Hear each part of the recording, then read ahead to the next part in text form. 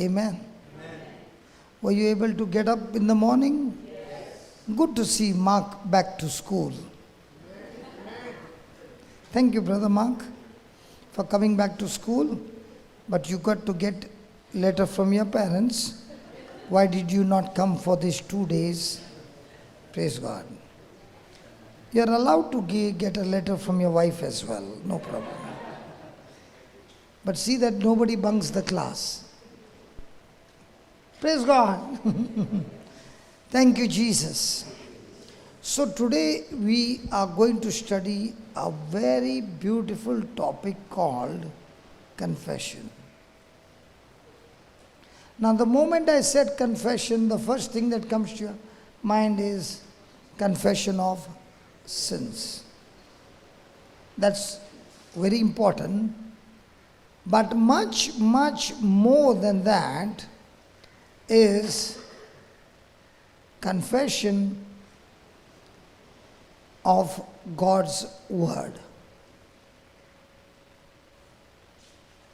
Well, the moment I say confession, the first thing that comes to your mind is, I need to confess my mistakes.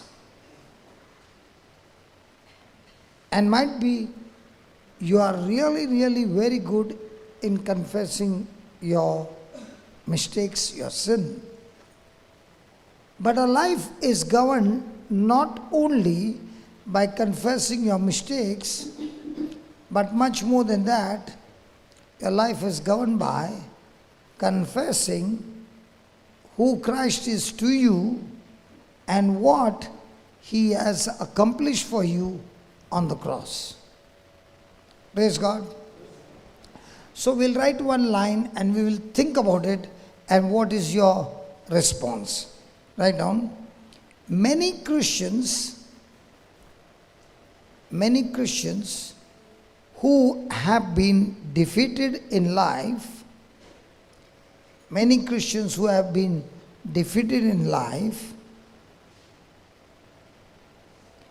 are defeated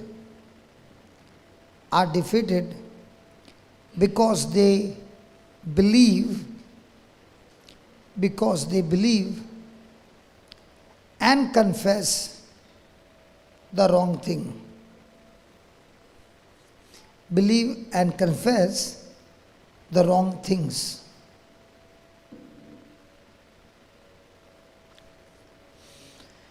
Can you read that again?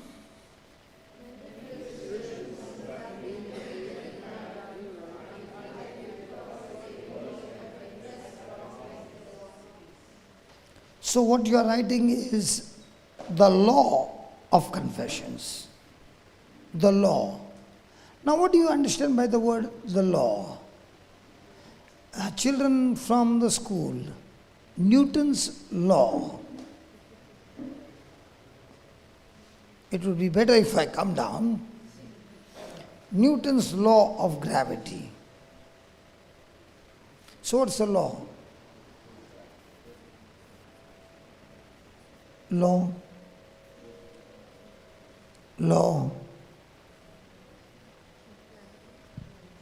No, forget about law of gravity. What is the law? What did you think?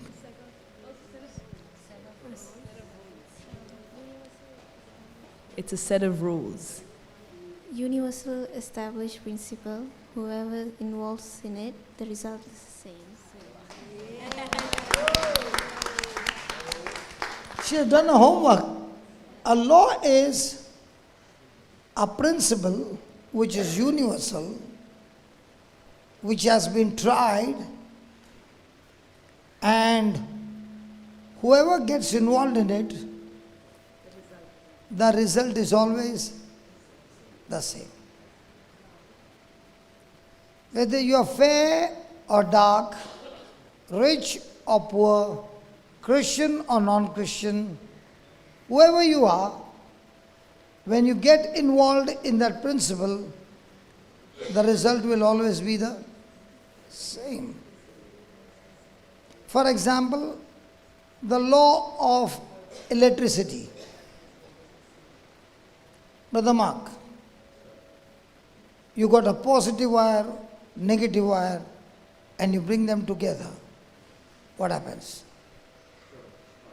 There's a spark, there's a short. And what happens when you put those two wires to your body? You can get electrocuted. And what if there is a positive and there's a earth? You're standing without any shoes and there's only one face. Can you still die? Yeah. Now if that wire touches your body, can it, and it's a strong power, can the person have the last moment of his life? So it's a law. The electric power is supposed to work for you, but if you don't respect that law, it can kill you. So also is the law of confession. It's not just confession, it is the law. And what did you write? Many Christians are defeated. Why do they live a defeated life? Now you saw me, I can cross up till here, and when I go a little ahead, he said, don't you come close to me. It's a law. But can you see anything in between us? But there is an unseen wave, frequency, that does not allow me to come close. It's a law. Now can this law be altered by Jude lowering down so that he can say, now you can pass by, which he already did. So also is the law of confession. When your thinking is wrong, your believing is wrong. Does this world give you a lot of information from the Bible or from the world? You went to school. The school academics are all about things seen or things not seen. So you are an expert in what? And because you are an expert in that, then your thinking is about things seen or not seen.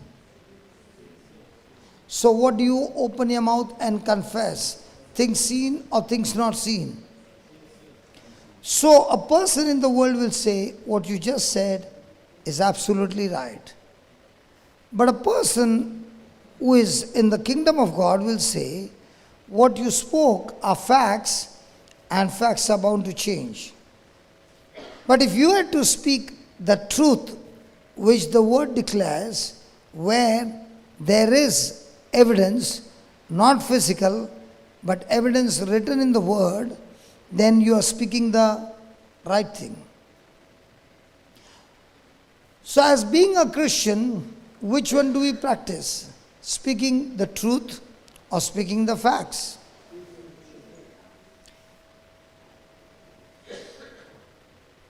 As a Christian, all these years, you have been expert in speaking the truth or the facts. So now that you have come here, you are being taught what? Facts or truths? And when you learn to speak the truths, has your thinking changed? Has your believings changed? Has your confessing changed? And when your confessing is changed, which spirit gets into action? The Holy Spirit. If your thinking is wrong and you're speaking according to the world system, which spirit is going to take those words and bring them to pass? The evil spirit. Amen. So write down. Therefore, we must understand. Therefore, we must understand the law of confession.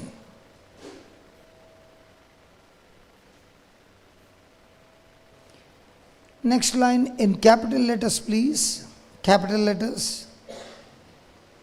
We have been given we have been given access, ACCESS, to the power of God. We have been given access to the power of God through our words,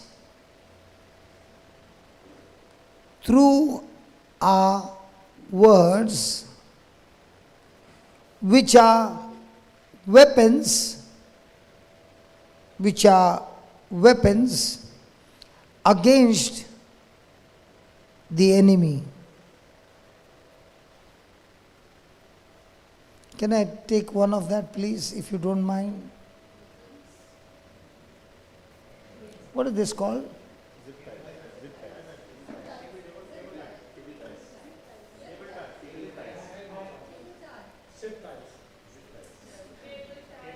Cable tie or whatever it is. Now, why is it that it goes one way and it doesn't open this other way?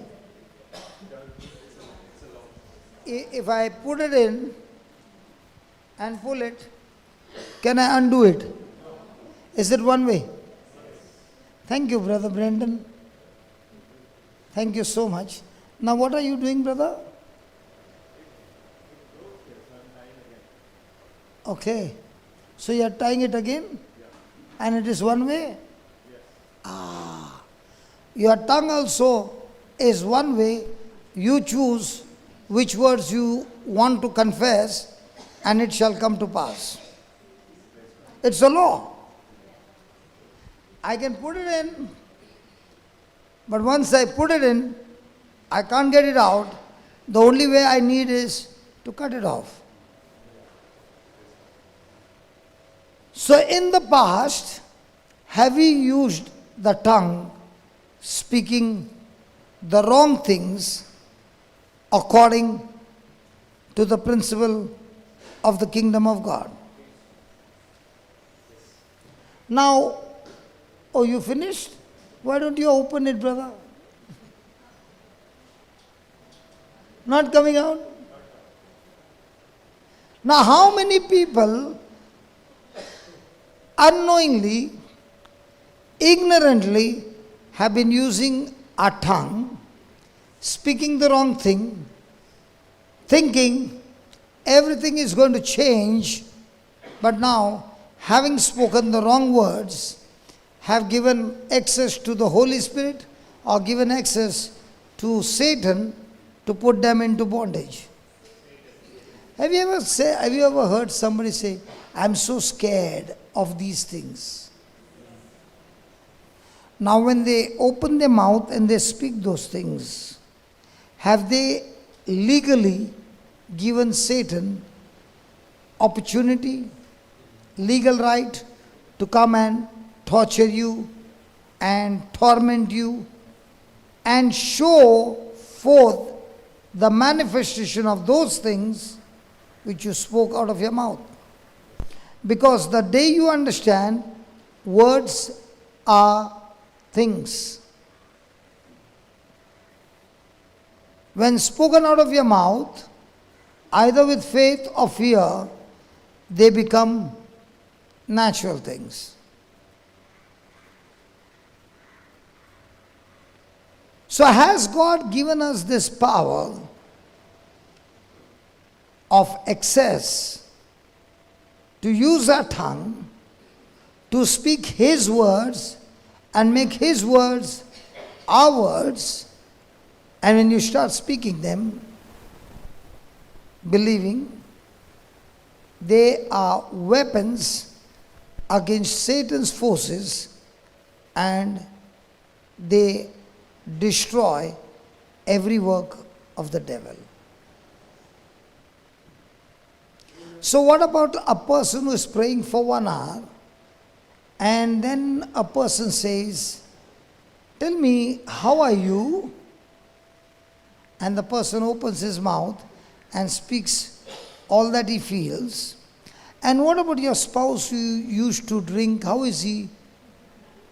And your children who are all the time not coming to church. Now, a person can talk to the other person and the person is speaking facts, what is this person actually doing? Activating self-destruction. So if you know somebody and you are going to ask that somebody, how are you?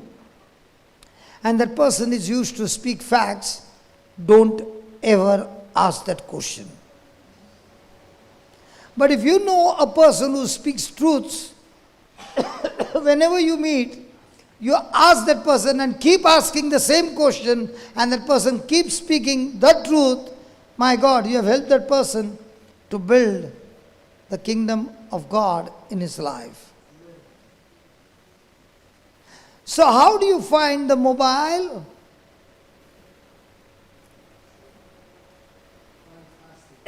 Say that again. Amazing, fantastic. Somebody told it's the devil. And all these years you never touched it. Somebody gave you fear, and that fear you kept on speaking, and you actually got into a bondage. Even if you want to talk to your wife, you are saying, I talk to my wife with imagination. Wife, can you hear me? Hello? Hello? And wife is saying from there, hello? Which technology is good? Picking up the phone or hello, hello? Am I troubling him? I'm just giving you an example. So even if the facts are against you, but you make it a point to speak the truth, and that's why Jesus said, whatsoever you desire when you pray, confess your desires, and at the same time, believe that those desires have come to pass. You shall have it what you say. So, are you like God, given the power to create your world as God created the world by His word? In the same way, God has given to mankind the same power, because mankind is created in the likeness and image of God. We are not God, but we are supposed to operate like God by speaking words.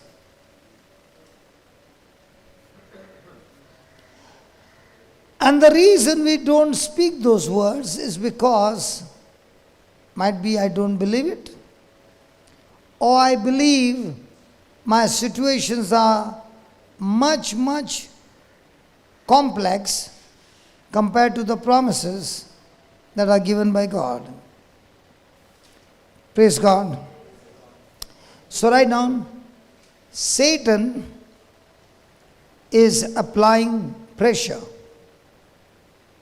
Satan is applying pressure to get us to quit. Satan is using pressure to get us to quit in these last days.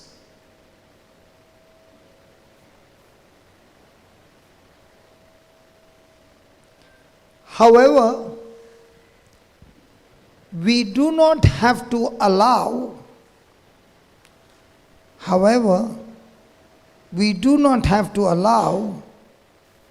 hard times or pressure to defeat us. We do not have to allow hard times or pressure to defeat us. We can use the Word of God. We can use the Word of God as a weapon,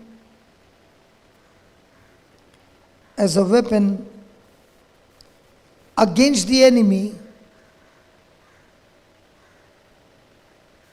and win.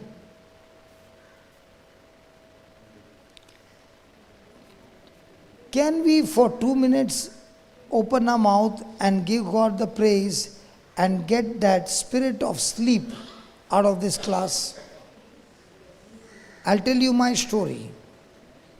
I'll tell you my story.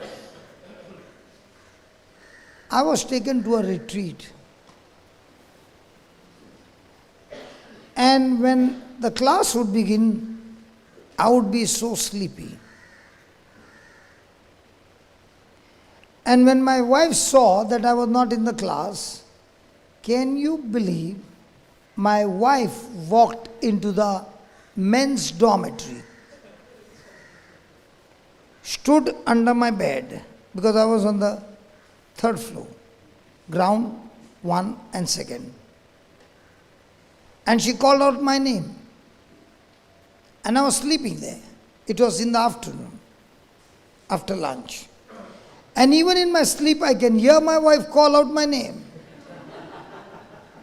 And I was thinking, I'm dreaming. And she kept calling out my name till I got up, and from top I saw her. And she said, come to the class. And I looked around all the men in the dormitory. Their eyes are fixed on my wife. She is beautiful. And I thought, if I spend more time in argument, the men are having a good time looking at my wife. To avoid that, I got down and went to the class. No joke, God is my witness. And I went to the class, and a preacher came from Kerala. Her name is Tutu John. I've never forgotten her, and I will never ever forget her. And she was a mathematics teacher. And she came and said the first line, I see a spirit of sleep in this class.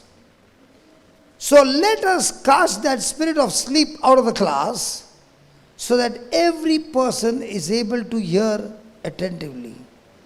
And she made that prayer and spoke in tongues for 2 minutes. From that day on, that spirit of sleep left me. And the whole retreat, I was awake. So might be you have this issue in your life that when you take the Bible in your hand and you start reading,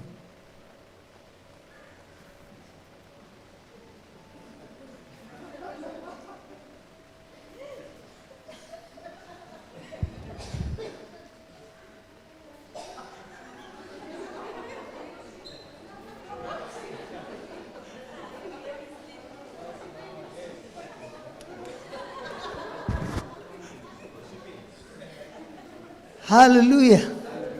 So the next time you see me sleeping, you know what to do. Praise God. So shall we cast it out? Father, we thank you that we want to hear the word. And we thank you so much, O Lord, wherever the spirit of sleep or drowsiness or unbelief or whatever spirit is operating in our lives, we bind them and we cast them and we command them to leave this place, and we call the angels to come here and fight this battle for us. And thank you, Lord, that everyone's mind is alert, attentive to listen to your word and understand the word because of your anointing. Thank you, Father, for this understanding that you have blessed us. And we know all that you are speaking has entered our heart, sealed over there by your precious blood, and this seed is producing the harvest in Jesus' name. Amen. Let's give 1 minute of praise. Hallelujah. Thank you, Jesus. Hallelujah. Hallelujah. Thank you, Lord. Praise you, Lord. Glory, glory, glory to your name, O Lord. Thank you, thank you, thank you, thank you. Thank you, Spirit of God. Your anointing is flowing, O Lord, casting out everything that's not of your kingdom, and your light is shining in the heart of your people, and each one has been attentive to to listen and hear your voice and follow you the rest of their life. Thank you and praise you for this. In Jesus' name, amen. Thank you very much. Come on, let's give the Lord a big hand. Hallelujah. That's why you might be seeing in my life, there are times when I feel sleepy because, this morning also I slept at 3 o'clock. So the number of hours are very less. So the body starts screaming, I want sleep.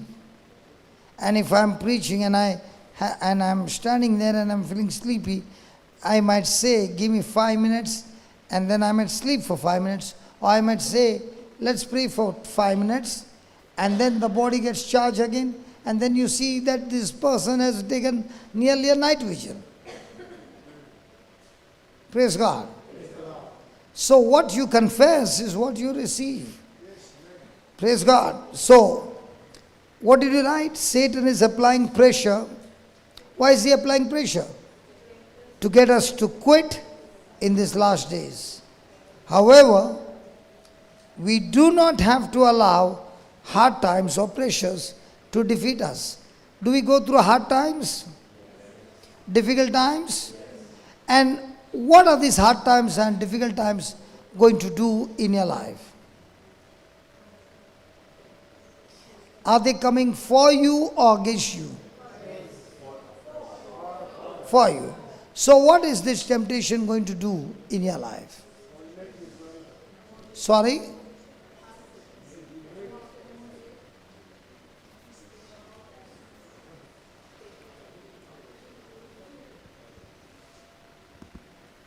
The result of my victory will make me brighter. The result of my victory will make me brighter.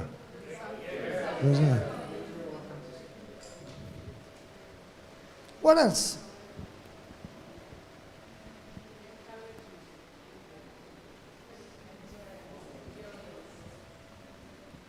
And not looking at the notes.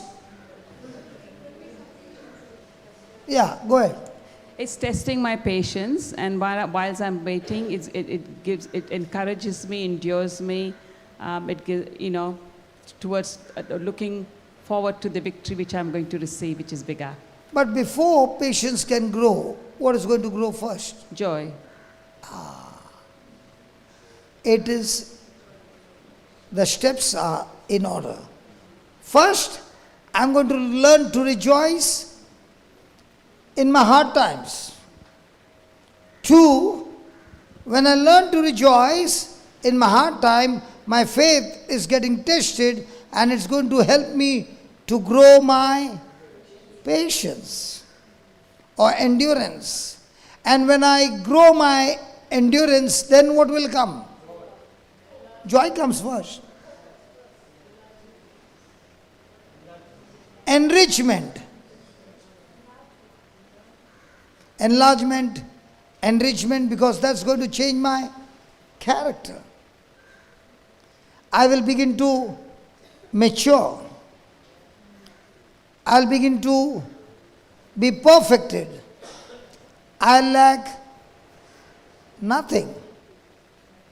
And in all this, the end is, I'm enriched with more and more blessings, so that I can use these more blessings to be a blessing in the lives of others. So the hard times are times for my life to be changed. There used to be a time when hard times would make me annoyed, angry. I would be depressed, anxious. But now, thank God for James coming and giving us his testimony and saying, listen, you don't have to do the world's way, you can do God's way. And Jesus is your example. He was filled with joy when he looked at the cross. The cross helped me to focus on his Father and grow his patience.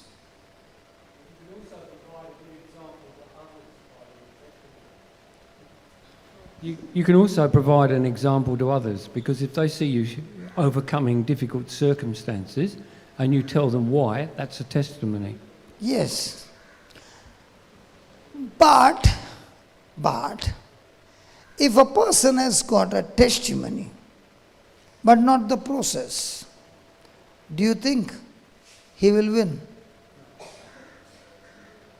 Let me give you an example. Do you find in the Old Testament, when the people came out of Egypt, had they seen 10 different plagues that attacked the Egyptian, but not one plague touched the Israelites, even though they were in Egypt? Did they see the Red Sea being parted? Did they see water coming from the rock? Did they see bitter water becoming sweet?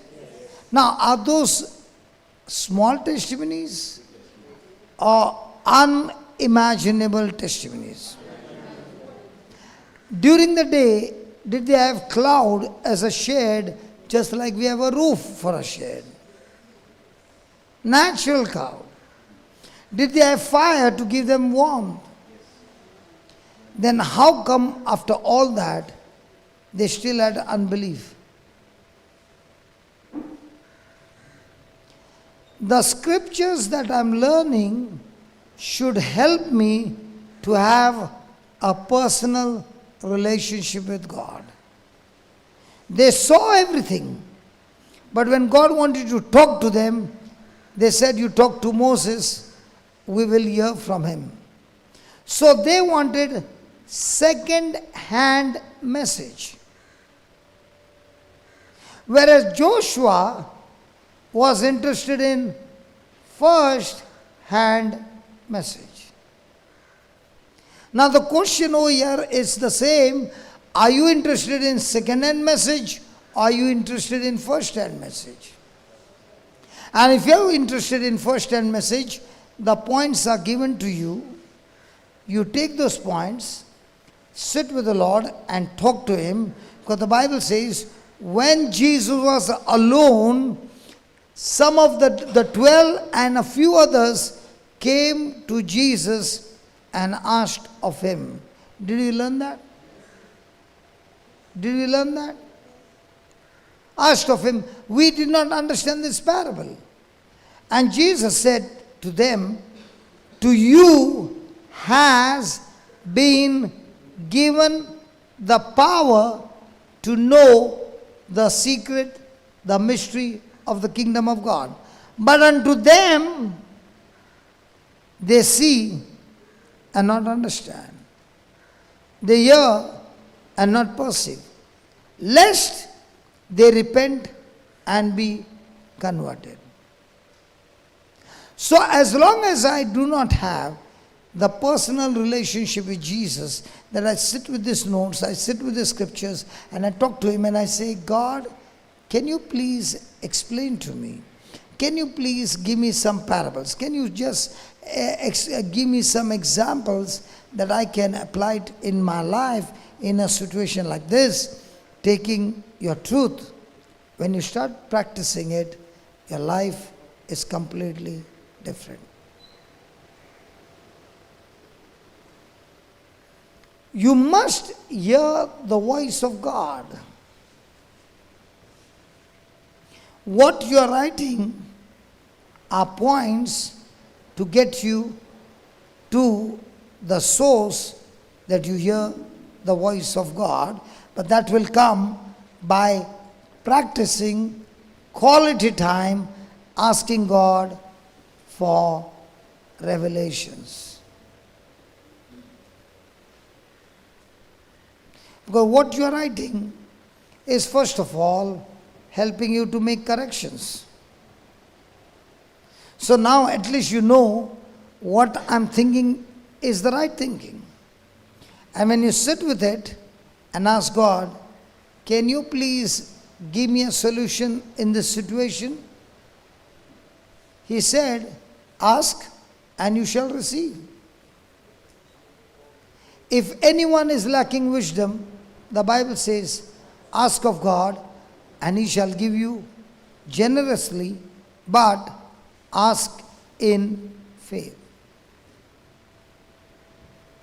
And when you do this exercise daily, now you are facing every trial, not with your natural thinking, but you are planting seeds of faith. Okay. Let's say this is the battlefield and you planted land mines underneath. Now, the soldiers who are coming after you, do they know the landmines? What happens when they step? There's an explosion. So now, they are very careful how to walk. In the same way, when you open your mouth and you confess those scriptures, you are planting land mines in the spiritual realm, and those demons get exploded because they cannot face the weapon of heaven.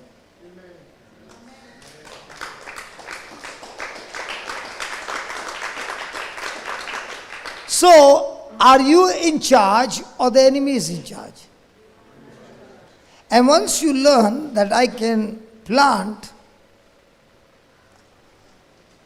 what do you say for agarbatti?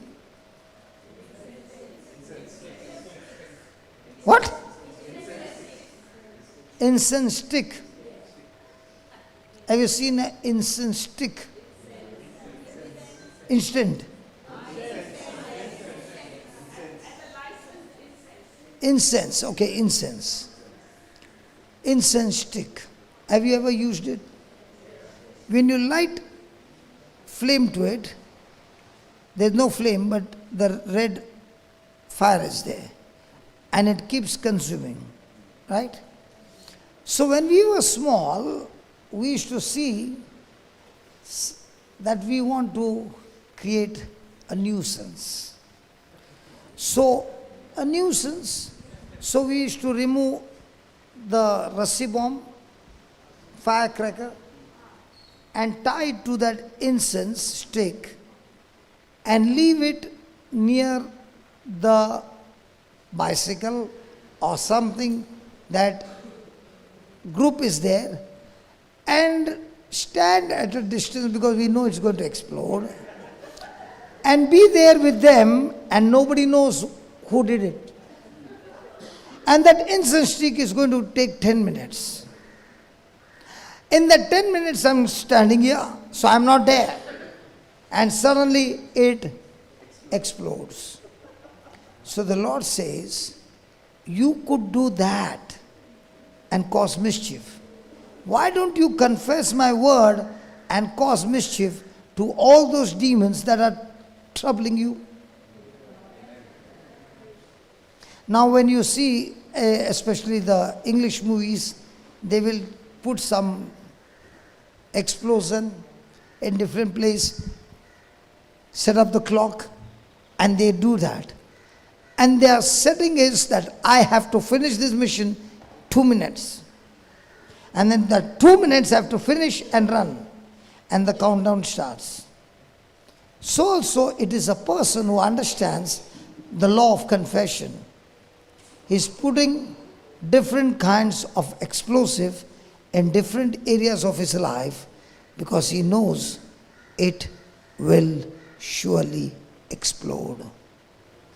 The devil is putting pressure to make you open your mouth and put that explosive to destroy you.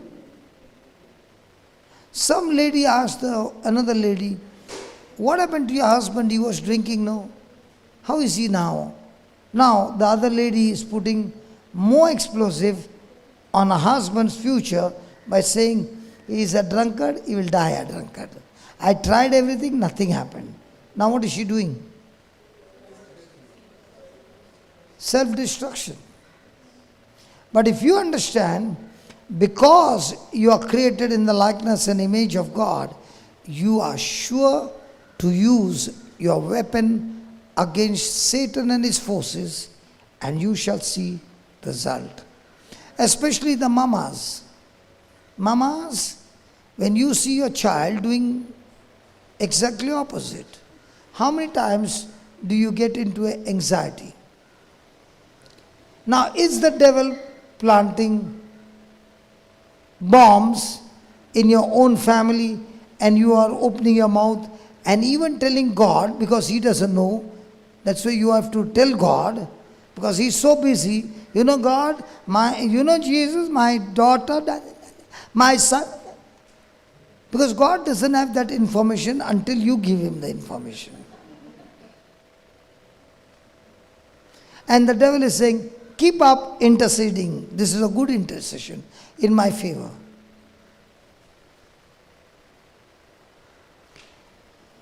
There are many people who work in the office. Some work from morning till evening. Really hard. They are on time, going at time. But their work is not even 10% completed.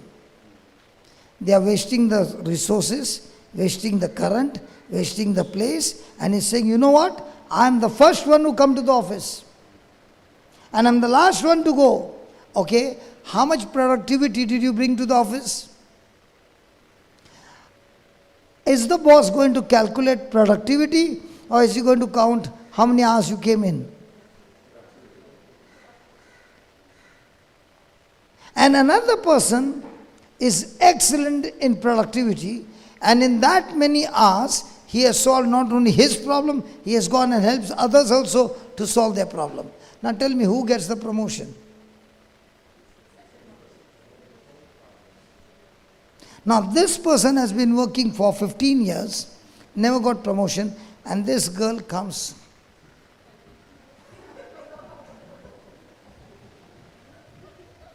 And she gets promotion every year. Now is it because she wears the shoes? Or is she solving the problem? But the old lady is saying what? I've been in this organization for 20 years and I never got promotion. This coming, tempting the boss and getting promotion. No, hold on. There's something called as productivity. I must ask a question. If all of you have come here, and if I'm not able to teach you something that can solve your problem, I'm fired from my job. But if I give you something that you, after practicing, you'll call me and say, hey, it worked, man, I get a chance to come again. That's why before I finish the 2 hours or 3 hours, I must make sure that even though I did not preach a lot of stuff, I might preach one line. And if that one line can get you, and you practice it, and you come back with the head of Goliath, I'm so sure you're calling me again. It's not how much I preach. It's how much that preaching has helped you to solve the problem. So every day you get favor of God or the blessings of God. For what? For the problems you solve for others. So when you go for an interview, remember this. If they ask you, why should I give you the problem? Why should I give you a job? I've only come to solve your problem. That's my job.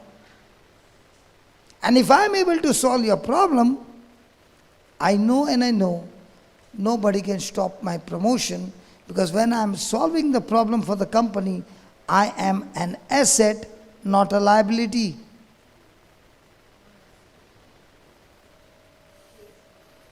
Praise God. God, I don't know why all this time they were not looking like this. Now they are all looking internally and asking a question.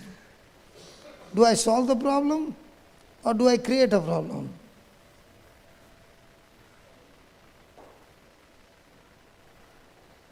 Write down. Is it an interesting topic? Yes. Practical? Yes. Anybody can use it? A Christian, non-Christian, anybody can use it. It works the same. But. Remember the but. If a non-Christian is using this, it will surely work.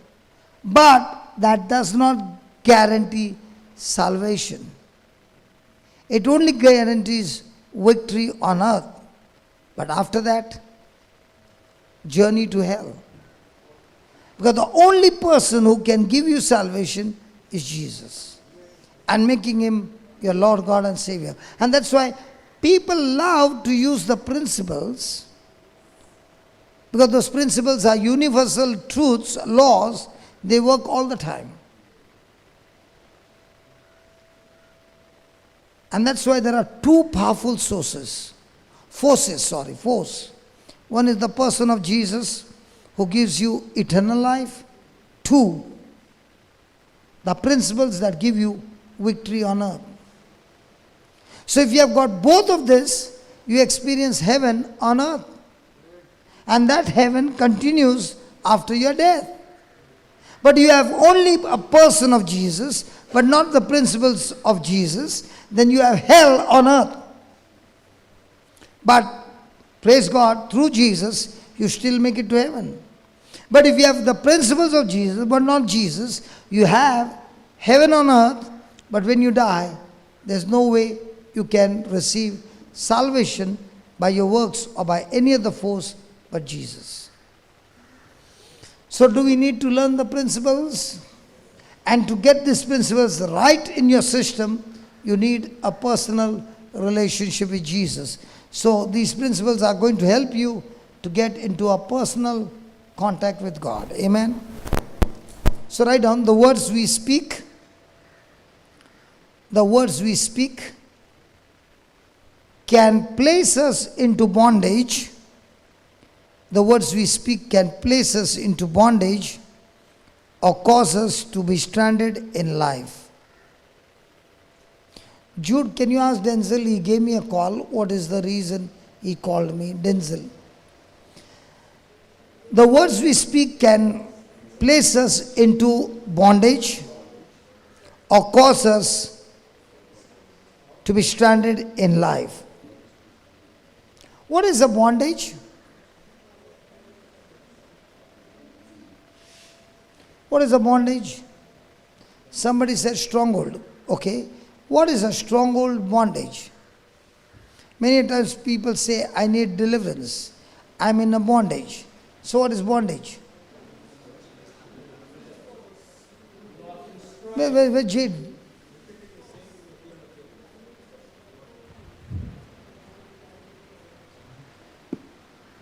Now that's a bondage. He wants to speak, but the moment the mic came, give it to her. That's the bondage. Bondage is anything that you fear. Fear, yes. Yeah. Under the influence of some any substances or characteristics. Under the influence of any substances or characteristics. Like we are like kind of enslaved ourselves to it. So what is bondage? Me? Like fear.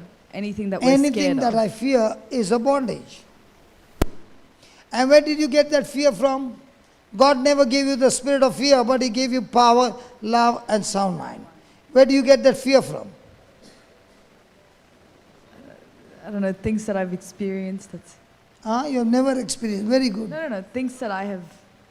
Fear comes from things that I've experienced, and then because of that, I've. Before you experienced, somebody spoke to you. Yeah. Yeah. Supposing I say, it's an example. Supposing I come and say to you, this tree, at 12 o'clock, I got an attack under this tree, 12 o'clock afternoon. I felt like I was being choked. I came and told you. Now, it suddenly started raining and you ran under a tree. And the tree happened to be the same tree. And it was 12 o'clock afternoon. Will you remember it? Yeah. How come you can remember that and forget many things? Sorry? You've planted a seed of fear in my mind, so that I'm going to remember that. And when you remember it, will you stand under the tree or you'll run away from it? Run away. So did my words get you into bondage? Yes. So every day we have so much of communication And those words have power, and when you heard it, it produces fear.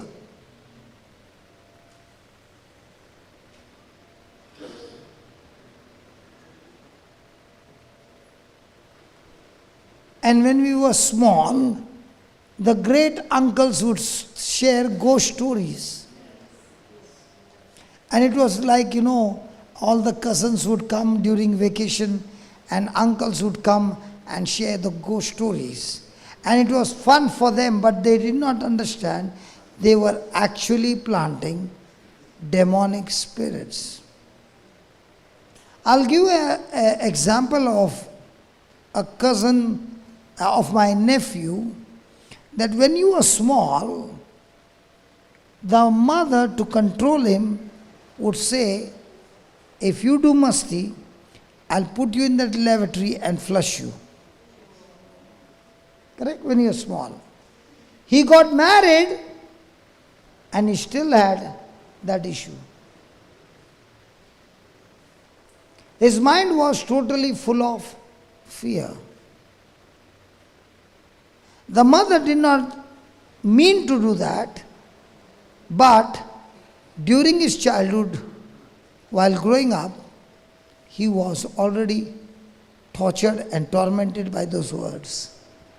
They remained as scars, and he had to take medicine to be free from fear.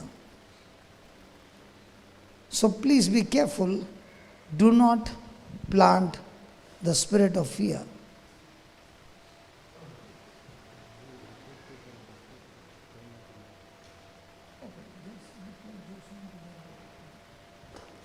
Hallelujah. Thank you, Jesus. Write down. Satan tries to get us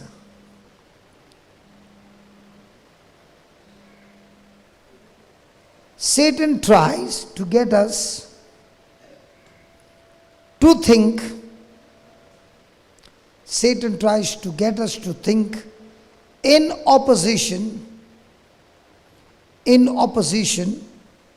to the Word of God,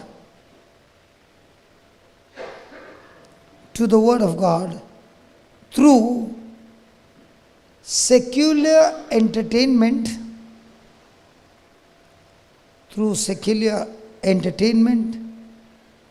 movies, television, music, etc. What do you think about that? Please read it.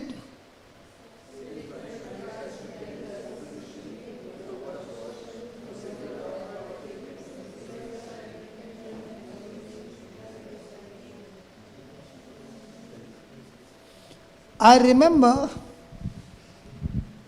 a young girl, a youth. We were having a night vigil, and she was an excellent worshipper in singing. And that night I was supposed to preach. And she was asked to sing. And she said, I cannot sing. And many of them forced her, and she said, no, I won't sing. Then she came, I asked her why, what happened? She said, I'm totally unclean. I said, okay. Then she shared with me a story, and she said, during my exams, I went to my friend's house to study. We were studying. And suddenly, my friend said, let's take a break. She was at that time about 17 or 18 years old. And they took a break. And then she said, I want to show you something. And she took her on a website and showed a porn movie.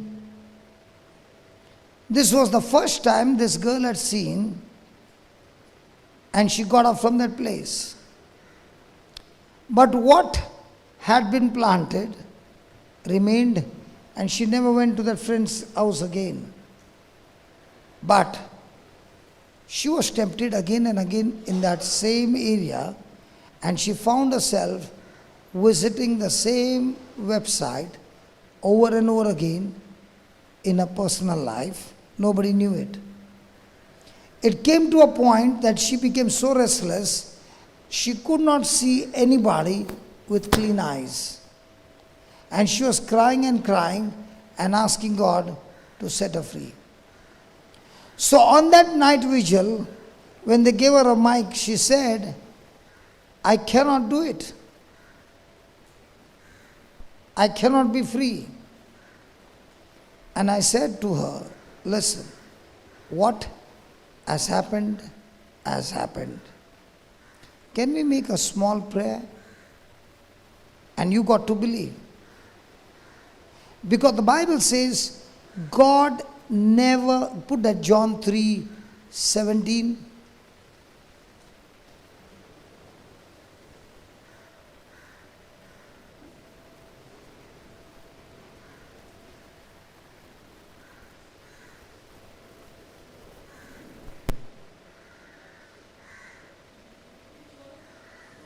John 3:17.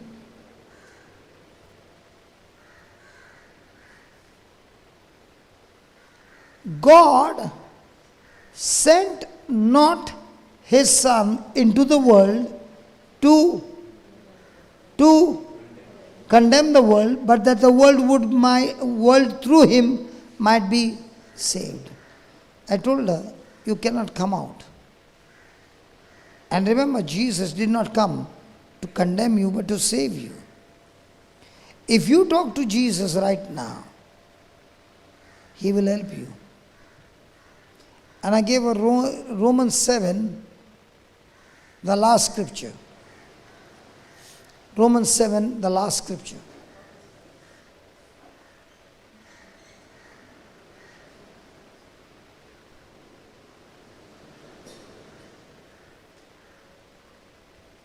Start with 23.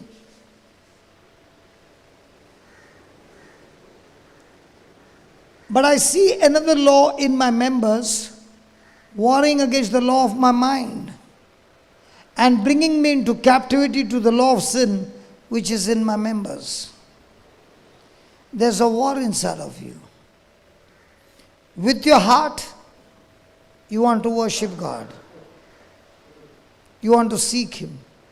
You want to follow Him. But there's another law operating in you, because there's a seed that has been planted.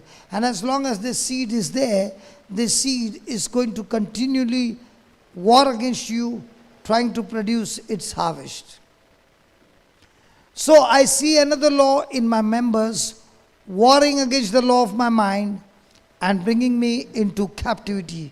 You are in captivity. And you are under the law of sin. You want to run away. But because you have been a slave, chained and shackled, you cannot come out. Every cell of your body wants to be free, but you end up doing the same thing over and over again. And then the Word of God teaches us in verse 4, "Oh, what a wretched man that I am." Come on, please put that 24. "Oh, wretched man that I am, who shall deliver me from the body of this death?" You have tried everything with your willpower, but you cannot come out. Your condition is so wretched that with your heart you want to serve God, but you end up in slavery of Satan. I thank God there's only one person who can set you free. I thank God through Jesus Christ our Lord. So then with my mind, I myself serve the law of God, but with the flesh, the law of sin. So with my heart, I want to serve God. But I find another power making me a slave in my own body, that I've got no control over my body, and I go through this? She said, yes. I said, it's very simple if you ask God. All this time you are doing it with your willpower. Close your eyes, invite Jesus, and ask Jesus to take you to that situation where your friend was used by the devil to plant that seed. Forgive her, forgive yourself, and ask Jesus to come and set you free. And the Bible says, first you believe you are free, and then you shall receive your freedom. Do you believe Jesus shed his blood for you? Yes. Do you believe Jesus has forgiven you? Yes. Do you believe Jesus has set you free? Yes. So now begin to praise God that he has set you free. And I said, you stay here all alone for the next 20 minutes. It's a break time. And after the break, if you believe, pick up that mic and let your worship be a worship of thanksgiving that the Lord has set you free. And she sang with tears, thanking Jesus that he had set her free. For the next night vigil, she came running to me and she said, believe me, that root has been uprooted. I've never had even a thought of it.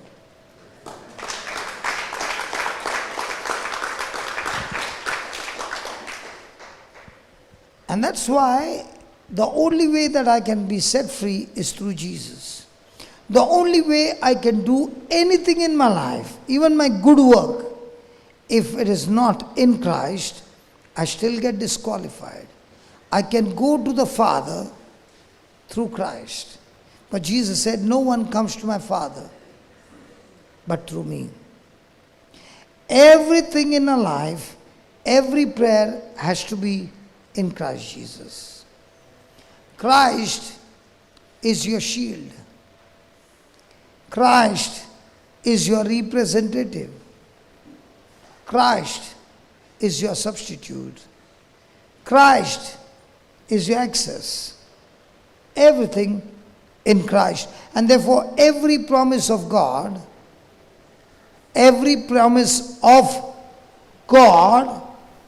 is yes in Christ Jesus.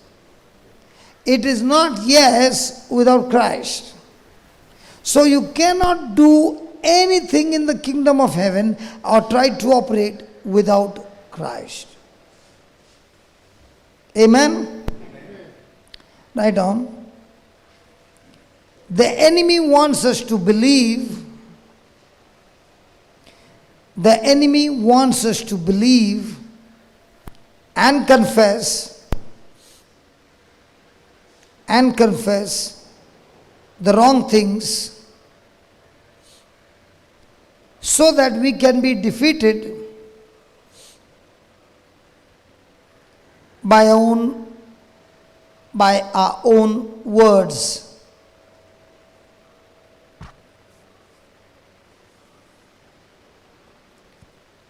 So what is the reason we get those ungodly thoughts?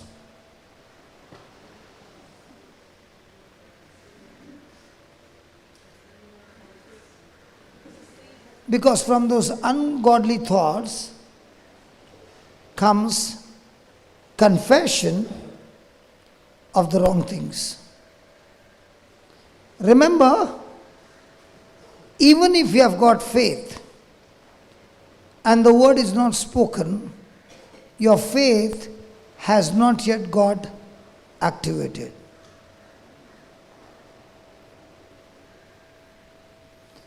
Words are connectors. And when the person speaks the word, that word will connect you either to the kingdom of God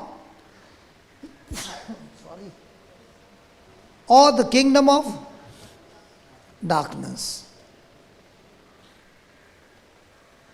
Satan wants you to be connected to him And that's why he has to put pressure on your mind using your senses to make you open your mouth and speak the wrong things.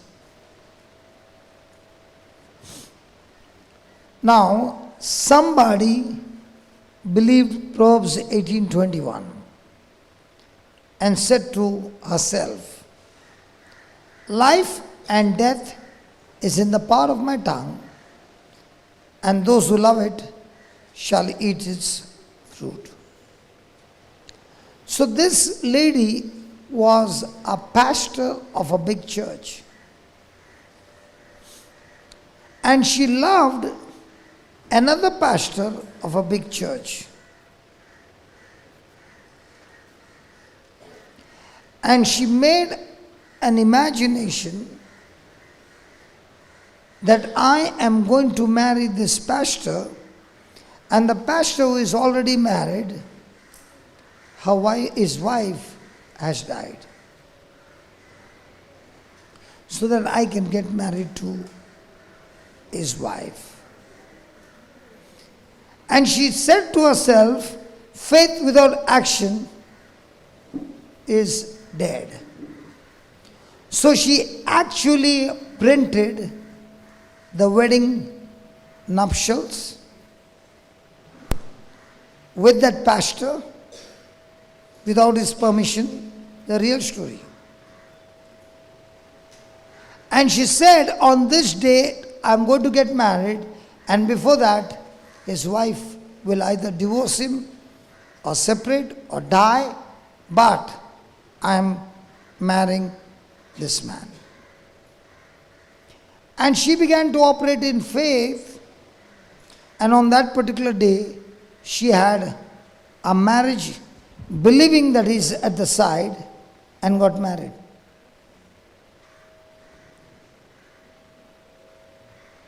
What do you think? It worked? I use faith based on the promise of God. Only the promise of God can give me the substance called faith. It is not positive thinking or positive speaking. It is faith substance that is in the promise of God. Now, according to the promise, can she have a marriage with that man who is already married? She believed, but was it a right thinking or a wrong thinking? So will it work? She had a grand marriage, everything happened, but the couple are still alive. So my thinking can be a selfish thinking, and I can use the word and twist it to get my selfish thing done. Do you think it shall come to pass? The man on the other side, he believed that because I have got a covenant with God, even though she prophesies that my wife is going to die, I choose to rebuke those words, and I and my wife are blessed with long, healthy, anointed life. Nothing broken, nothing missing. Before the disaster can come or begin, might be you got a bad news.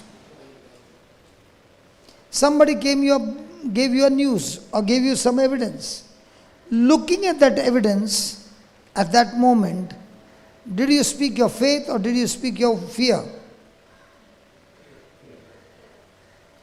Now, all that the devil wanted from your side is fear. Did you give it to him? It shall come to pass. Before Satan can do something, he needs your permission. And all that the devil will do is put pressure on you so that you, with fear, worry, bitterness, hurt, anger, open your mouth and speak the words that he needs and say, thank you very much, I'll surely get it done. And that is why when you are in a hard time or you are under extreme attack, you got to be very careful not to open your mouth. Keeping your mouth shut is far, far, far, far, far unimaginably powerful than you opening your mouth and speaking your fear.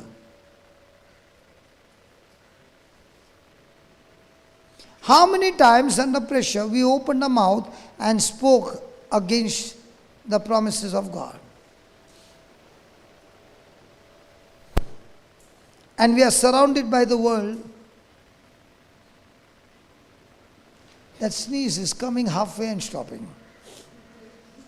Hallelujah.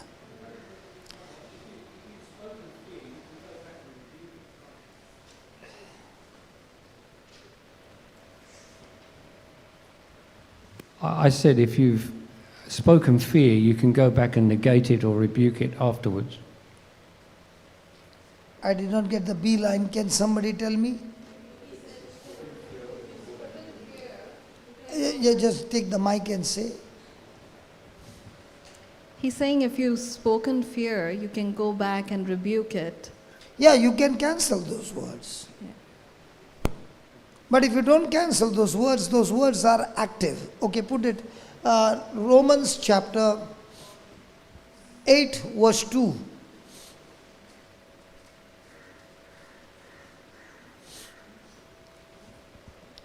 For the Law of For the law. Are you under the law of gravity? Yes, Then how does the plane fly? because it's overthrown There's by another the law of called thrust thrust and and lift, lift, which is superseding. superseding the law of gravity.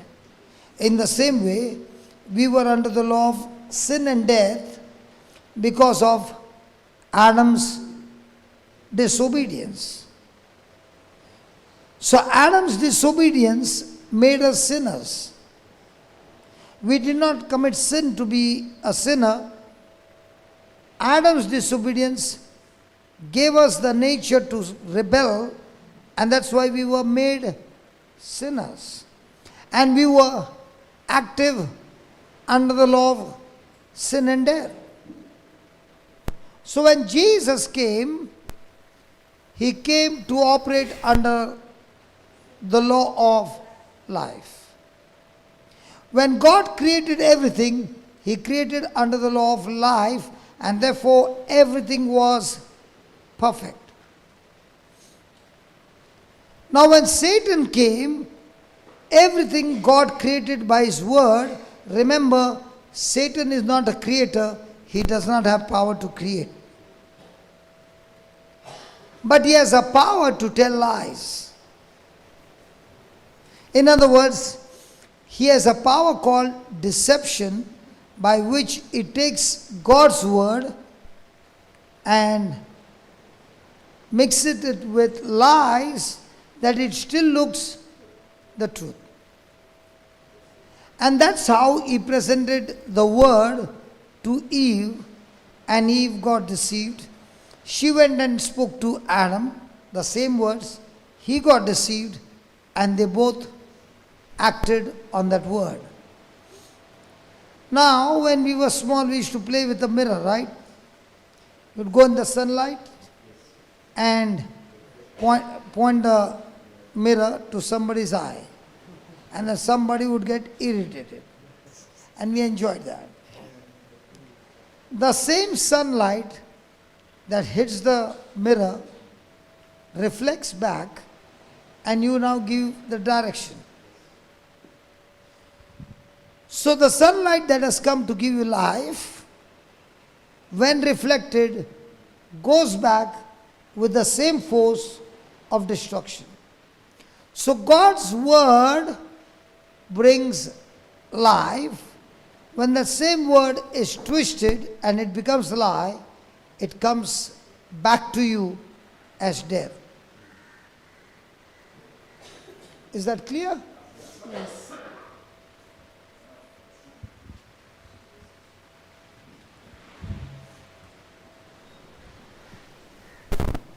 If a person is very sick and cannot confess the words, what should we do?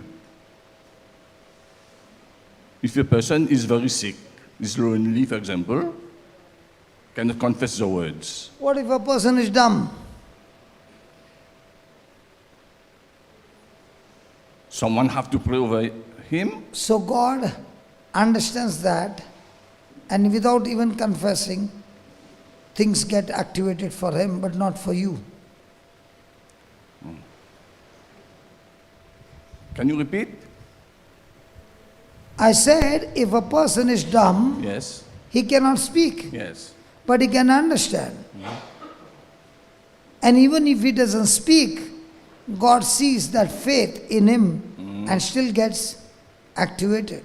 Right, okay. But if you start using the same method, it won't work for you because he has given you a tongue to speak.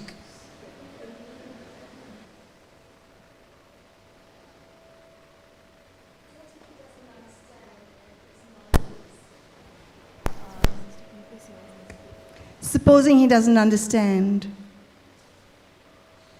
He can't Okay. speak and he can't understand. Okay. I also did not understand. Did my wife speak on my behalf? Yes. So somebody with a body, with a physical body, got to speak. Angels are disqualified to speak. Would that child understand, even though he can't? No, say No. that again. No, I understand now, yes. Angels are not given the authority to speak the gospel or preach the gospel to anybody. The gospel has to be proclaimed by a spirit that has got a physical body. And that's why, even though the angel came and met Cornelius, he did not preach. He said, send forth to Peter, and he will come and preach to you that you and your household shall be saved. Now, do you understand? A spirit with a body has got such a great privilege that when you open your mouth and you speak on somebody else's behalf, the job still gets done. But, if the person who is on the hot seat says, I don't need it, he can stop it. That's why Jesus, when he went to Nazareth, he spoke to the people there. He was preaching the gospel. But the Bible says Jesus could not. The Bible did not say he did not. He could not do mighty miracles over there. Because the people's unbelief stopped him from going further. Because God has given to every man a choice. He will not go against anybody's choice. But when you understand that by speaking the gospel, the power of God is activated to change one's thinking. If I was only prayed over and not given the gospel, I could have got healed because that was my desire. But that did not guarantee a change of my life. But the preaching of the gospel has power to change your thinking and help you to renew your mind. And once you understand the system, now you're opening your mouth and speaking the word, and that word of faith is chasing the demons away and chasing your vision, your dream, your desire, and bringing it from the invisible realm to the visible realm. Yeah. Brother, I have two questions. The enemy wants us to believe and confess wrong things. So you said it is better for us to shut our mouth Then speak the wrong things. than speak the wrong things. So my question is, I will not speak the wrong things, but I keep thinking the wrong things in my mind. That still affects me. I will not be speaking anything wrong, but somehow the wrong actions or What it I meant influences is, other. what I meant is, keeping your mouth shut means stop speaking the wrong things is more powerful than you opening and speaking the wrong things. Wrong things. If you can't speak faith, then you keep your mouth shut, you will be still on a better position. Because if you are continually bombarded with the word and your ears are hearing, they are producing faith. And when faith starts growing, you can't keep your mouth shut, because the spirit of faith will make you speak what you believe. Since we have the same spirit of faith, we spoke what we believe. Now what you are saying is, I'm thinking a negative thing, but my ears are idle. But if my ears are hearing the word, then that word has power to change my thinking. There's one person praying and the other person hearing. This person is praying throughout the day and he doesn't know the truth. This person is not praying but listening to the truth day and night. Is this person's faith going to increase? Yes. And when the faith starts increasing, you can't keep your mouth shut. That is why when a person starts studying the Word of God, and as he begins to grow in the Word, and everybody says, shut your mouth, he will still go on the road and go and open his mouth, because the Word of God will never allow you to keep your mouth shut. I can't keep my mouth shut. If I don't get any church members, I can get a sweeper. The brother who was healed of HIV, he also wanted to learn to preach. So he told me, I also want to preach. I said, it's going to cost you 5 rupees every day. It's going to cost you 5 rupees every day. He said, I'm ready. Are you willing to spend 5 rupees every day? He said, yes. Go to the shop, buy a Parle-G biscuit, and there are many stray dogs. Start feeding them. They will follow you. Go to a place where you are alone, and the dogs are all waiting there for the biscuit. Start preaching to them. And if you can continue to preach the way they look or whatever, you can go and preach in any congregation. So he began to practice every day. After 15 days he said, I practiced, now tell me what to do. I said, now you'll get the paper wala, the jhadu wala, the sabji wala, go and preach. And he started doing that ministry and it worked. And then came a day that everybody saw him teaching to the newspaper fellow, the person who comes to take the garbage and all that, and the whole locality over there knows he's a drug addict. And now he's studying the word so much he cannot keep his mouth shut.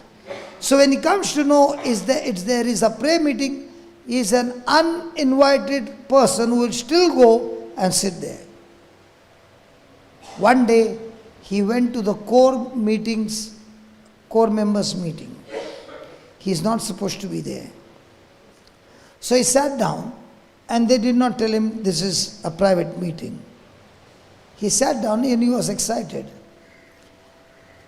And the lady was a group leader and she said, thus says the Lord, that the Lord has told me to tell you, you are not supposed to preach.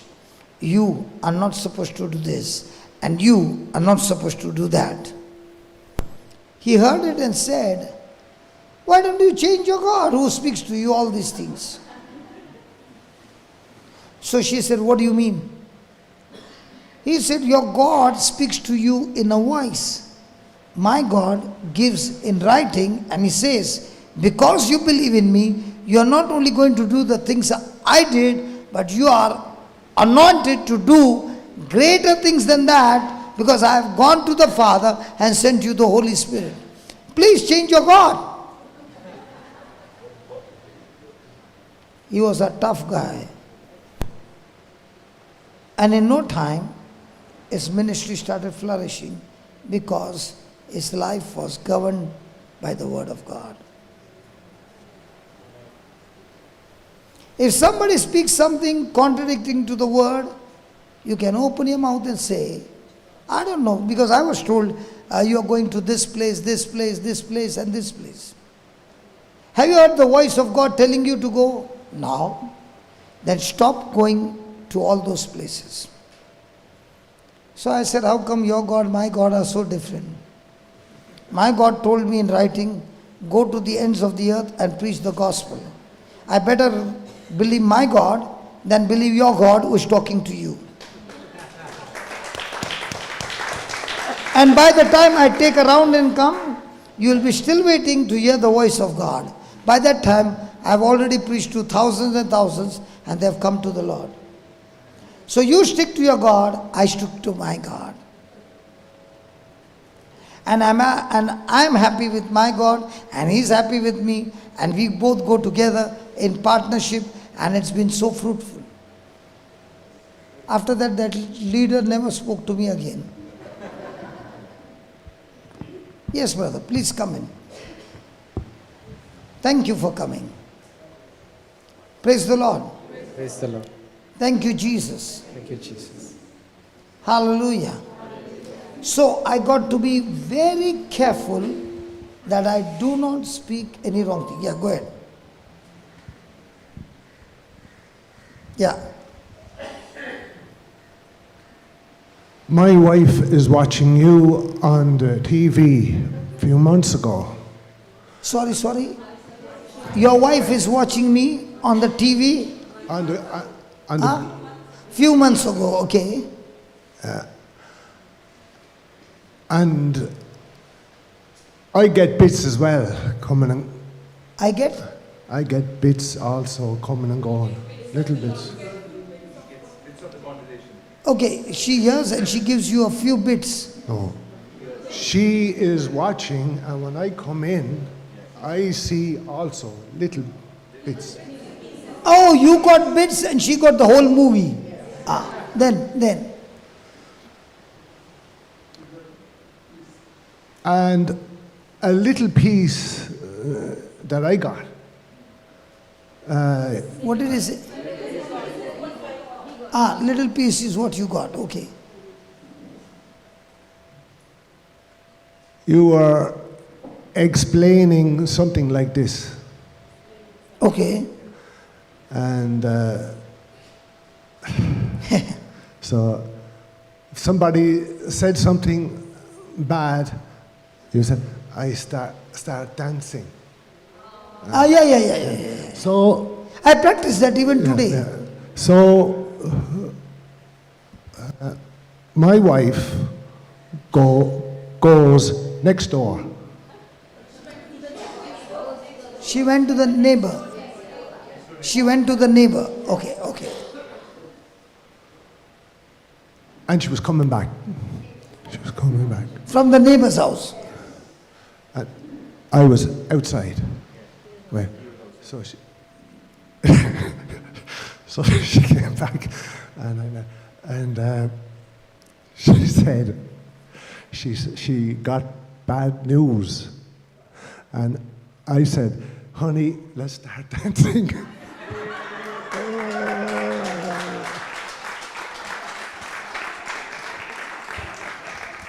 So in other words, you are trying to say, a person watched the whole movie and she got the bad news and she was a little sad. And you got a bit, and that bit what you got, you are saying, let's practice it.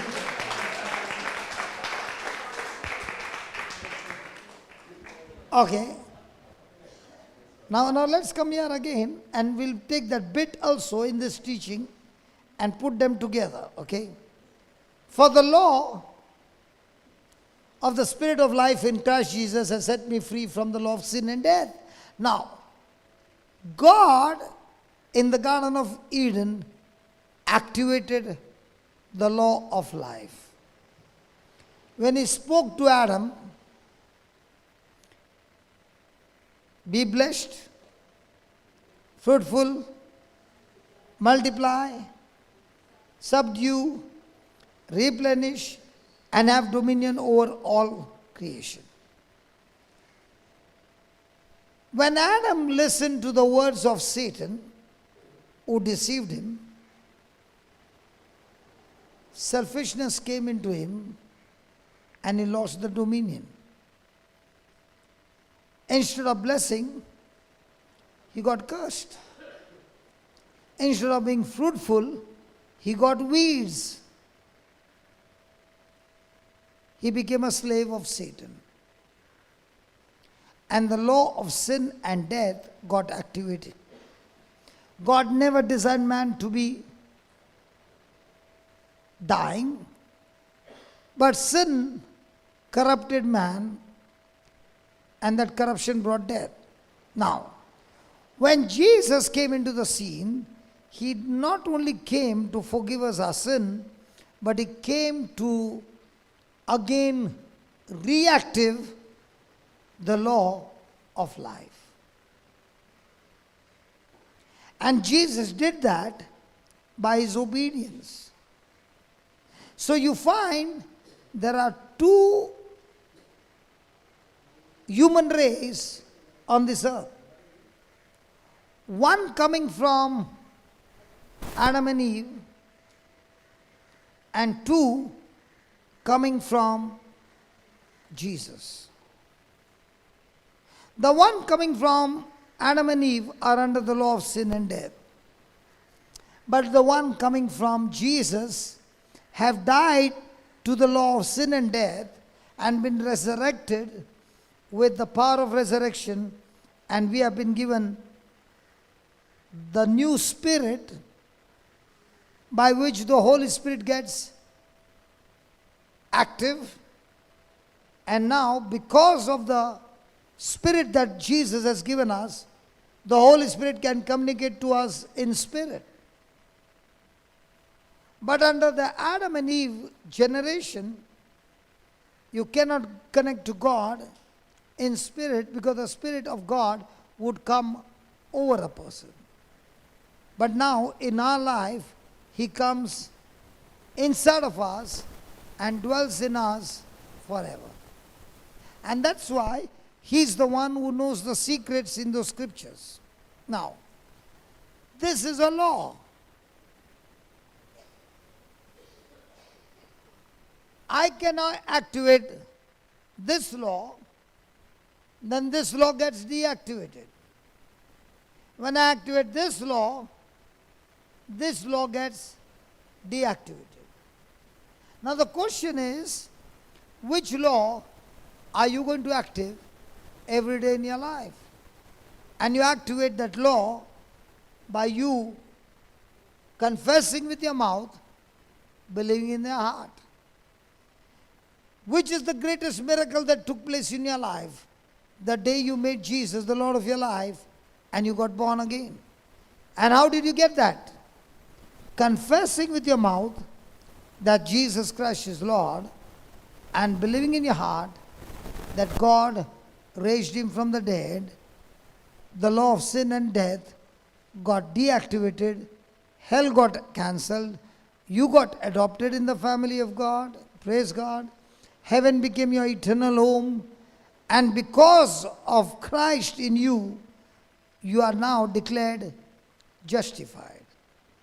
You are now declared peace with God. You are now declared access to heaven as your inheritance. You are now declared heir of the heavenly kingdom. You are now declared a position to sit at the right hand of the Father with Christ. You have got eternal life. And all this because of your belief in Christ.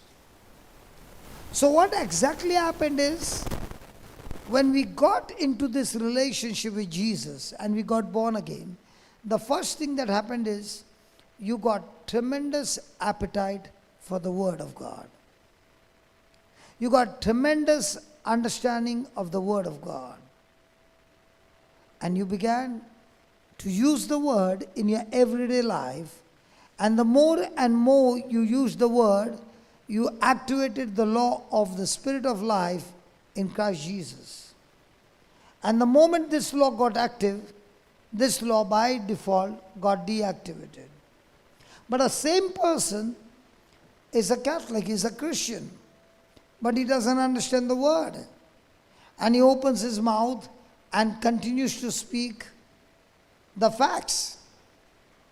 He himself has activated the law of sin and death and is now destroying not only his life but those around him, because it has an effect to others as well. Amen? So which law is active throughout the day? Depends on whose words do you believe and do you confess. Is it clear? You want some questions? Yes, anybody? That is why when I went to Brother Prashant's house, can I say? Yes. When I went to Prashant's house, there's a young lady who is a Hindu. She works for the children and she has been there with them from the time the children were being born, and she is an active member of the family. Now when I went to meet Brother Prashant and I was talking, she was giving me all the answers.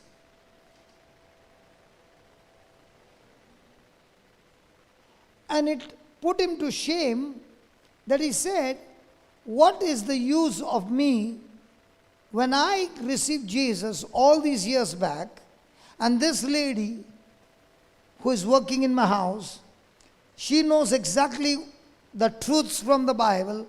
I am totally ashamed of myself. And he said, I'm coming. The children from morning to night listen to the word, because that lady plays the word day and night. So tell me, which law is active? Now when you're sitting here, you have activated the law of Spirit of life. But is it a guarantee that when you leave this class, it will still be active? For example, when you got out, somebody said something to you. Or you went to pick up that glass.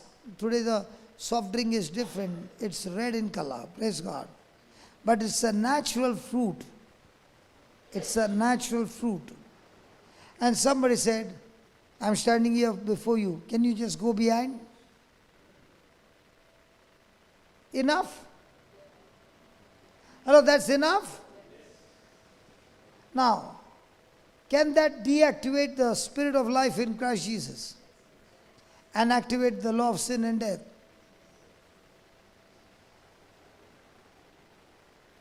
So how is the devil going to get you? He's going to get you through pressures, through people's words. And that's what you wrote. The enemy wants us to believe and confess the wrong things so that we can be defeated by somebody's words. By somebody's words. So how many times do I open my mouth and I curse my own self?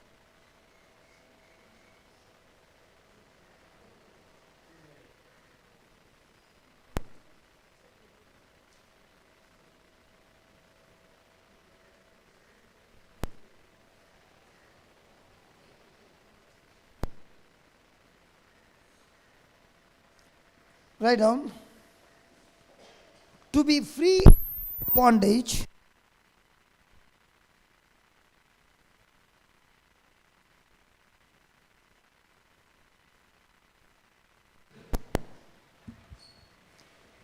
that's why when you have got children in your team, see how quick the movement is.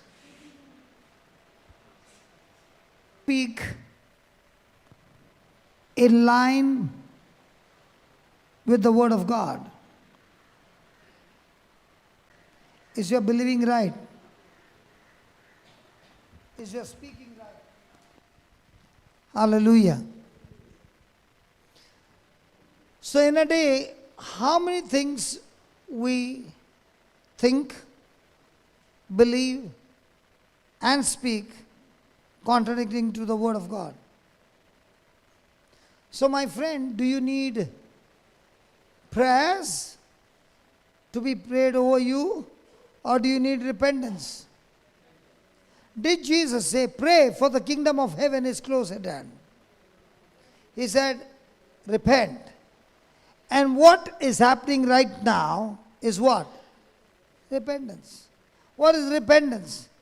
Thinking rightly, or changing your thinking from wrong thinking to right thinking. So when the preaching is going on, is the Lord challenging us to make the correction? And that's why you find Jesus going place to place, praying over the sick.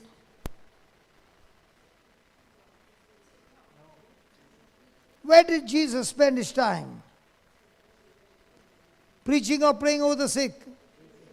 Why did he use preaching?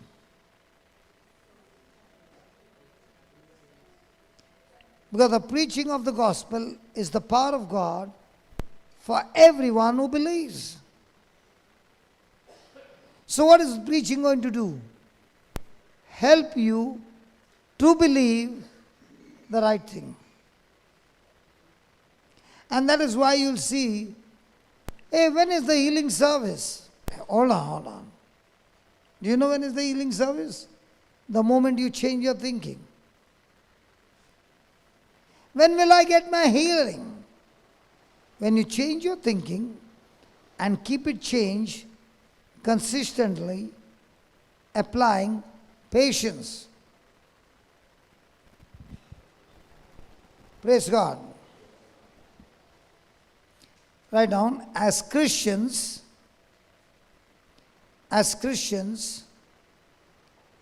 the Word of God, as Christians, the Word of God is our standard for living. As Christians, the Word of God is our standard for living. How we think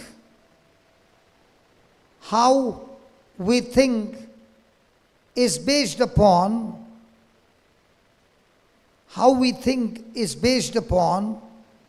the images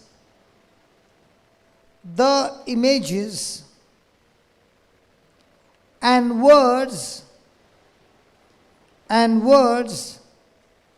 we are exposed to. Based upon the images and words we are exposed to. So if I can tell you, during COVID, all movement had stopped.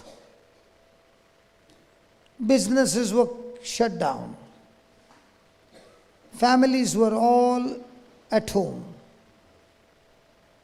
And because families were at home, there was so much of peace at home.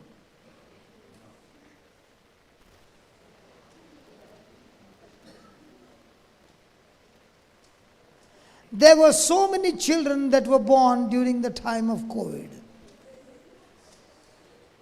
The husband was at home, wife was at home, there was love, and there were children, production also increased.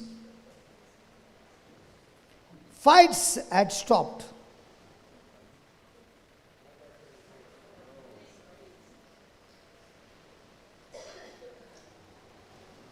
But one thing I saw during COVID, that God blessed us with Zoom.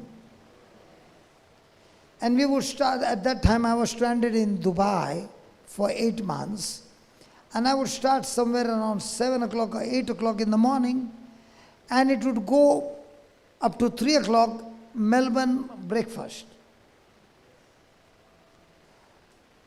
So we were working round the clock, about 17 to 18 hours every day.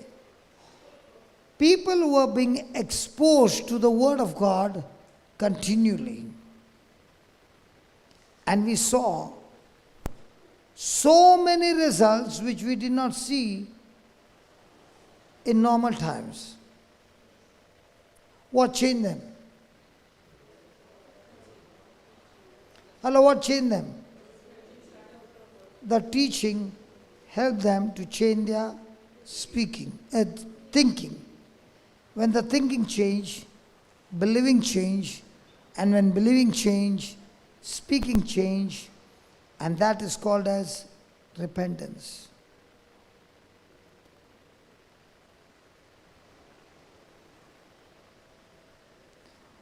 What many people think is repentance is that I tell God I will not sin anymore and I go for confession, and by the time I come back I do the same sin again.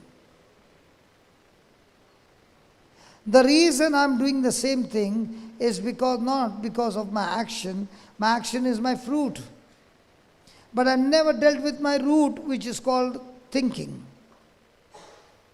If my thinking is wrong, surely I will end with wrong action. And that's why the law said, thou shalt not commit adultery. That's action. And Jesus said, thou shalt not think in your heart with lust. That's the root that produces the fruit. Thou shalt not commit murder. And Jesus said, thou shalt not hate your brother. But where there is hatred, that's the root, which will surely produce the fruit. Amen? Yes. Give him the mic, please.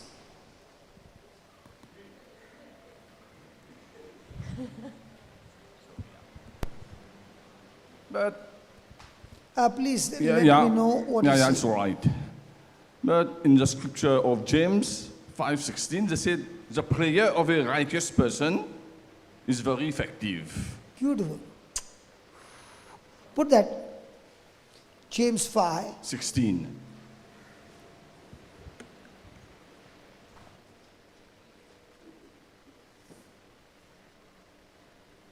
No, start with the 15. 14. Shall we begin from here? 14, if you don't mind? Is it okay? Okay.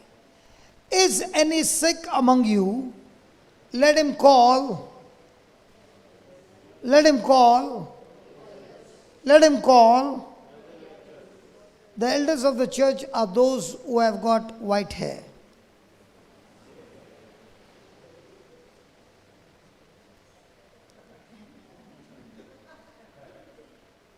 Who is the elder of the church?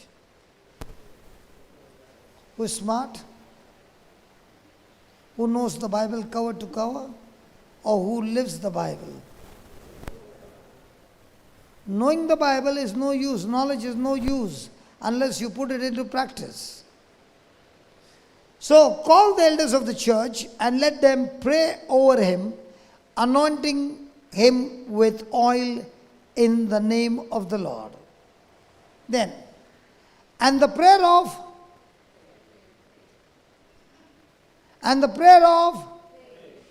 did he say the prayer of facts? How many times do you find people coming and praying the prayer of facts? Facts are those things that are sensed by your senses. You know, Lord, this man is suffering from diabetes.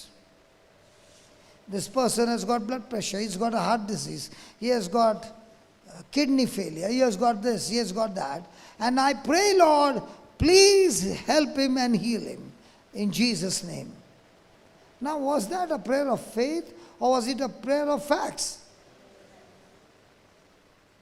So the elders are supposed to pray the prayer of faith or facts. And the prayer of faith that means when a person is making a prayer of faith, the moment you say faith, it speaks about evidence seen or not seen. And how many times can a person come and pray a prayer of evidence seen?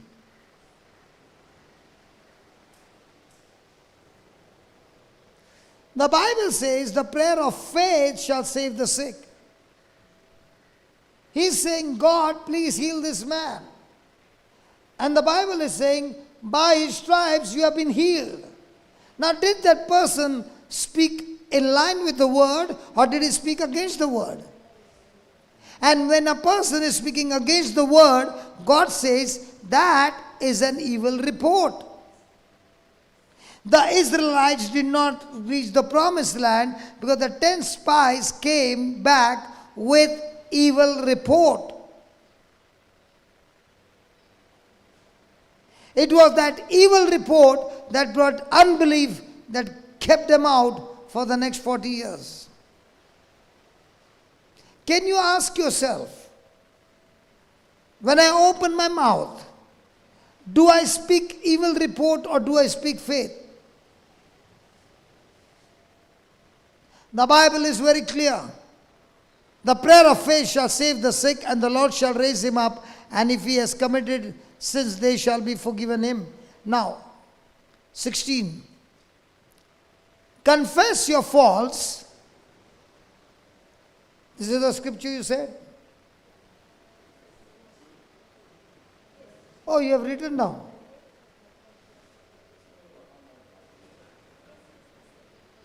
Confess your faults one to another and pray for one another that you may be healed. The effectual fervent prayer of a righteous man availeth much. And then he says in 17, Elijah was a man subject to like passions as we are. And he prayed earnestly that it must not rain, and it rained not on earth by the space of 6 years and 3 years, 6 months, praise God.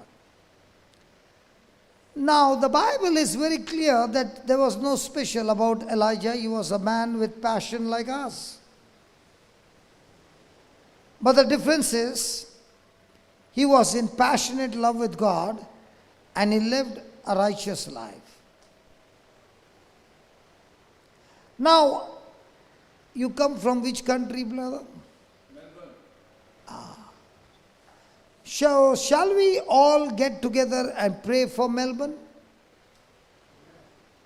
That it shall not rain for 3 years and 6 months? I'm asking you, my friend.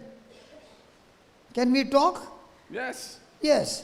So we are all going to pray now that it does not rain in Melbourne for 3 years and 6 months. No need. Sorry? No need. No need, no need. Why no need? We need rain. So if you need rain, how can God answer a prayer of Elijah when he prayed, it shall not rain for 3 years and 6 months? Give Prashant. God answered his prayer because it was aligned with the word of God. What alignment of the word? Because there was sin, and people were not living the... So there were so many times there was sin. So it did not rain? No, it was... If you shoot, you shoot accurate.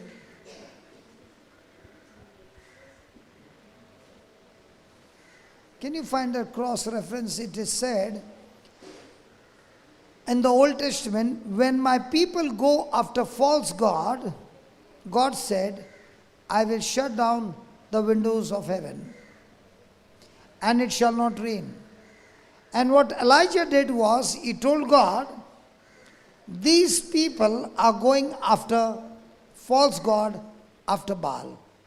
And according to your word, you said, when my people go against false God, you said you will close and shut down the windows of heaven. Now tell me, God, how come it's still raining?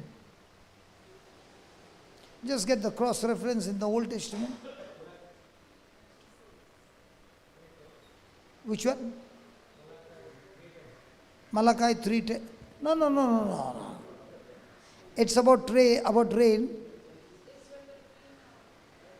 No, it's not over there. It's in the old law. Just go.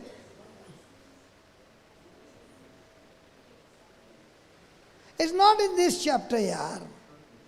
He is using from the law and talking to God. Just go on the Google and say, write down the law that when the people go against false God, it shall not rain. You'll get the scripture. See, you use Google even to get the scripture.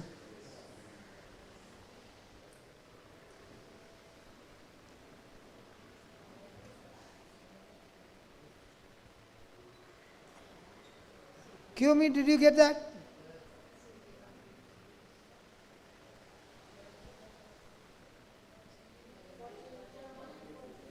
Which one? Jeremiah 14:22. Jeremiah 14:22. I know it is there because I've read it, but I don't remember the scripture.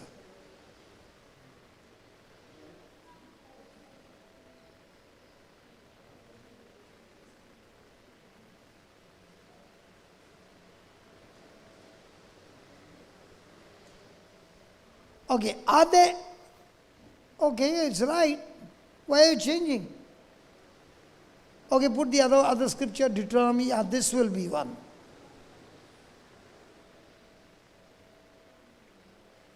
Yes, this one. And then the Lord's wrath be kindled against you, and he shut up the heaven, that there be no rain, and that the land yield not her fruit, lest you perish quickly from of the good land which the Lord gave you. Now, God said, when my people go against false God, I shut down heaven and there shall be no rain. And it did not rain for 3 years, 6 months. Now, under the guidance of the Lord, Elijah spoke to the king Ahab, you call your prophets and I will call my God. Let us see which God is the real God. So the prophets of Baal were all gathered and they said, we'll put a sacrifice. But the sacrifice has to be consumed by fire from heaven. And Baal is a god of fire. So he said, I give you the first chance. So the prophets of Baal began to pray to God. They began to beat their body as a sacrifice and began to scream and yell and calling on God to send fire. And Elijah said, can you call your God even more louder? Sing a little louder. Sing a little louder. Might be Baal is sleeping, wake him up. And the fire did not come. Now, when it was Elijah's time, he said, I want 12 gallons of water, representing 12 tribes. And he took that water and poured it on the sacrifice, that the water not only made the sacrifice wet, even the wood was wet, and it got collected down, a drench of water. Now tell me, if there is no rain for 3.5 years, is the cost or the value of water extremely high? And he has poured how many gallons? 12 gallons. And then he calls on to God, and the sacrifice is consumed by the fire. And Elijah says, kill all these prophets. They are false. They have been teaching you false. Kill them all. And they are all killed. And Jezebel, who is the wife of King Ahab, hears the news. And she sends a word to Elijah. I will do the same to you. And can you believe Elijah runs for his life? Faith is never frozen. You can be in active faith at one moment, and the next moment you can be running for your life. Elijah could face 700 prophets, but he could not face one spirit of Jezebel that he ran for his life, and he hid in a cave. And then he told the servant, go and see outside if you can see a cloud. And Elijah is praying. He's praying to God and saying, God, you said when my people repent and come back to you, you will cancel that curse, and once again you'll open the windows of heaven and it shall rain. Lord, you saw that the people saw the truth and they have repented and they have made you as their Lord God and Savior. Please forgive us and send forth your rain. 6 times the servant comes and says, I don't see a cloud. The 7th time he says, I see a cloud as small as a palm of my hand, and that too far away.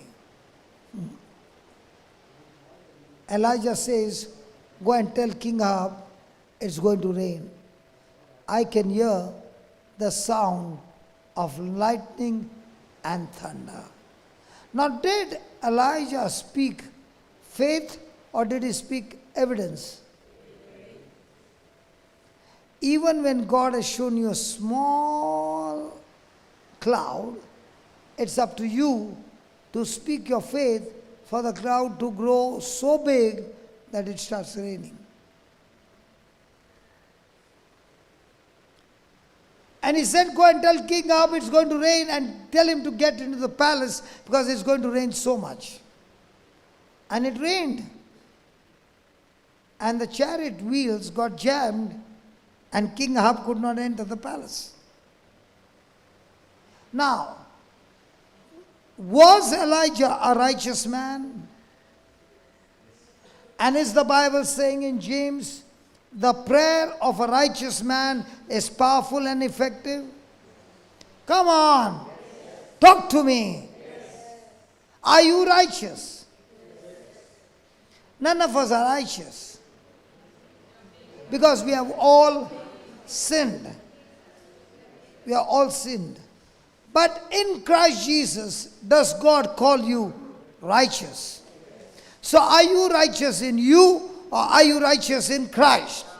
And if you are righteous in Christ, your prayer is effective and powerful, and it shall not come back empty, because the prayer of the righteous one cannot be denied by God. बजा बजा यार, बजा ना, अरे बजा यार, अरे बजा यार, अरे बजा बजा बजा रे, बजा. Why are you hiding and blowing? That is why when you understand your inheritance, you live what God called you. This is a real story. Napoleon one day wanted to see how his army is, and he gave a sudden surprise visit. And he was shot. So he went to the place where the horses were kept, and he picked up one, and that horse would not allow him to get onto the horse. A soldier was passing by. He came and caught hold of the horse till Napoleon could get on the horse. And instead of saying thank you, he said, "Well done, officer." And he began to move. The soldier, when he heard what he said, he took a U-turn and went straight to the officers' mess. And the officers who were sitting there, they said, "Soldier, I think you're gone out of your mind. Do you know where you are?" He said, "Yes, I do know where I am." "You are in a wrong position." "No, I'm in the right position." "Who told you?" "He told me who I am, and that's why I'm here." In the same way, do you know your position in Christ? And then you can face everything that the devil comes against because you know who you are in Christ Jesus. If you don't know to take your position, you'll end up a beggar. But if you know your position, you'll end up believing in Christ Jesus and casting out demons, healing the sick. That is your inheritance. Thank you, officer, for the question. Sorry? Do you know my position changed? The way I stand changed. Praise God. I've taken my position. Hallelujah. So let me see. Officer, get up from your seat and come and take the mic. Now let me see. I'm not telling him. I'm telling an officer. Take your position. Get up from your seat and come and take the mic. Now do you understand the fake officers which are there? Can you come up?